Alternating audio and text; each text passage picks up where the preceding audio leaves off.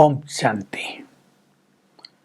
13 अक्टूबर आज बाबा की बहुत गुह्य ज्ञान की मुरली है और बाबा इंग्लिश के शब्द भी बहुत प्रयोग कर रहे हैं। You are my most beloved sons, बहुत प्यारे बच्चे हो तुम मेरे। जो बाप का संपदा होती है वो सब बच्चों की होती है। मैं भी तुम्हारे लिए लव एंड पीस से भरा हुआ सुख में संसार, जिसे स्वर्ग कहते हैं, उसकी स्थापना कर रहा हूँ। मैं तुम्हें एजुकेशन दे रहा हूँ, तुम्हें पढ़ा रहा हूँ। इस एजुकेशन से तुम्हें ब्लिस मिल रही है। तुम जितना पढ़ेंगे अपने ऊपर ब्लिस करेंगे और स्वर्ग में पहुंच जाएंगे। जो थोड़ा पढ़ते हैं उन पर भी ब्लिस होती है, वे भी प्रजा बन जाते हैं तो मेरे ही बच्चे, वे भी स्वर्ग में अवश्य आ जाते हैं। पर यहाँ तो तुम मोस्ट ओबीडिएंट सर्वेंट हो। बाप भी मोस्ट ओबीडिएंट सर्वेंट है, तुम्हारी सेवा में लगे हुए हैं। बाहर से बच्चे आते हैं तो तुम सब भी मोस्ट ओबीडिएंट बनकर उनकी सेवा करने लगते हो, उन्हें संतुष्ट करते हो। भले ही तुम मनुष्य देवता बनने वाले हो, पर तुम्हें कोई अभिमान नहीं रहता है, तुम निरंकारी बन जाते हो। मैं परमधाम का वासी हूँ। अब एक गुह्य राज आ रहा है। परमधाम इनकॉर्पोरियल वर्ल्ड, निराकारी दुनिया। मेरी महिमा लोग गाते हैं कि भगवान ज्ञान का सागर है, प्रेम का सागर है, सुखों का सागर है, आनंद का सागर है। तो लोग पूछते हैं कि भगवान तो परम धाम में रहता है, सुख दुख से न्यारी अवस्था है वहाँ, तो ये सब महिमा उसकी कैसे है? तो बाबा कहते हैं ये राज की बात है जो तुम धीरे धीरे समझते जाएंगे। वहाँ तो सब कुछ मर्ज रहता है, लेकिन मैं हर चीज का सागर हूँ। प्यार का भी भंडार है मेरे पास, अथाह संपूर्ण ज्ञान है मेरे पास। जब मैं यहाँ साकार में आता हूँ तो वही चीजें तुम्हें दे देता हूँ, संपूर्ण ज्ञान, संपूर्ण सुख, अपना संपूर्ण प्यार, और तुम्हारे जीवन को आनंद मैं बना देता हूँ।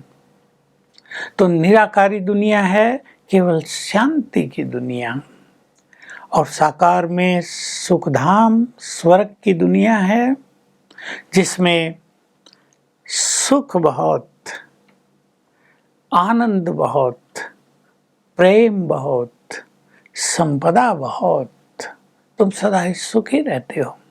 देखो जानवरों में बहुत प्यार रहता है, वहाँ दिखाते हैं शेर और बकरी भी एक घाट पानी पीते हैं, ये प्यार की कहावत है। तो प्रजा में भी तो अथाह प्यार होगा। तुम अब मेरे से वो अधिकार प्राप्त कर रहे हो।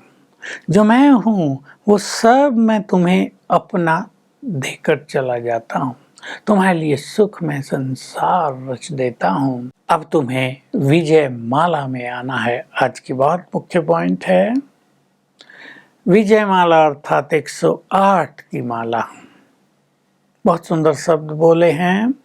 जो पक्के सन्यासी बन जाते हैं वही 108 की माला में आते हैं। अभी माला पूरी बनी नहीं है, अंत तक बन जाएगी। फिर तो बाबा ने बाद में ये भी कह दिया था, अंत तक भी 2-3 सीट खाली रखी जाती हैं, ताकि एंड में आने वाला कोई पुरुषार्थी बच्चा तेज पुरुषार्थ करके माला का दाना बन सके। बंद नहीं किया जाता कि अभी कोई मार्जिन नहीं है। तुम बाबा के वारिस बन गए हो, अपना सब कुछ समर्पित कर दिया है। तुम्हें यहाँ बहुत सुख, शांति, प्रेम और आनंद मिल रहा है। दूसरे बच्चे गृहस्थ में रहते हैं, योग लगाते हैं, सेवाओं में मदद करते हैं। योग लगाते लगाते फिर परम सुख मिलने लगता है, आनंद मिलने लगता है, गहन शांति मिलने लगती है, तो यहाँ आकर समर्पित हो जाते हैं। सन्यासियों का बाबा उदाहरण दे रहे हैं कि सन्यास में भी ऐसे ही होता है। गृहस्थ में रहते हैं लोग, फिर किसी को ज़्यादा सुख मिलने लगता है, सन्यासी भी कह देते हैं मैं सच्चित आनंद स्वरूप हूँ, तो किसी को ये अनुभूति होने लगती है तो फिर घर छोड़ के सन्यासी बन जाते हैं, फॉलोअर बन जाते हैं सन्यासियों के। कुछ लोग गृहस्थ में ही रहते हैं, वो सन्यास नहीं लेते। बाबा कह रहे सन्यासी भी दो तरह के हो गए, एक वो जो घर बार छोड़ के जंगलों में चले गए, दूसरे ये जो घर गृहस्थ में रहते हैं, शास्त्र पढ़ते हैं, गुरु बन जाते हैं, मंत्र देते हैं, उनके बहुत शिष्य हो जाते हैं, वो भी दूसरों को अच्छे अच्छे अनुभव कराते हैं। फिर गृहस्थ में रहते रहते सन्यास का भी ख्याल आने लगता है और कई लोग अंत में सन्यास धारण कर लेते हैं। तो बाबा कह रहे तुम्हारे पास बहुत आते हैं, ये राज्य स्थापित हो रहा है, मैं तुम्हारे लिए राज्य स्थापित कर रहा हूँ। फिर एक गुह्य बात बताई, जो कर्मेंद्रियों पर संपूर्ण विजय प्राप्त कर लेते हैं वे तो बन जाते हैं विजयी रतन, राज करते हैं। लेकिन जो कर्मेंद्रियों पर पूरा राज नहीं करते वे चले जाते हैं चंद्रवंश में। इसलिए 108 की माला के बाद 16,108 की माला भी है। ये माला उन रॉयल प्रिंस प्रिंसेस की है जो सतयुग से त्रेता अंत तक बनते हैं। तो इनको भी राजाई छोटी मोटी मिलती रहती है। बाकी जो ज्ञान लेते हैं, अविनाशी बाप का ज्ञान भी अविनाशी है, उसका विनाश नहीं होता और वो प्रजा में आ जाते हैं। ये क्या होगा कि जिन्होंने ज्ञान लिया था, मान लो 20 साल पहले प्रदर्शनी समझी थी, मेले समझे थे, बहुत अच्छा लगा था, अब समय आ गया तो वो ज्ञान उन्हें याद आ गया। विनाश कहा था ब्रह्मा कुमारियों ने, अब विनाश का समय आ गया है, फिर से ज्ञान लेने लगेंगे, पवित्र बन जाएंगे। तो बाबा हमें रोज याद दिलाते हैं विनाश का समय है। जैसे कोई मनुष्य बूढ़ा हो जाता तो कहते हैं ना भाई मरने का वक्त आ गया है, भगवान को याद करो। मैं भी कह रहा हूँ अब सारी दुनिया का विनाश होना है, अब तुम मुझे याद करो और पवित्र बनो। वरदान है संगठन में सहयोग की शक्ति के द्वारा एक दूसरे के सहयोगी बनने वाले विजय रतन भव।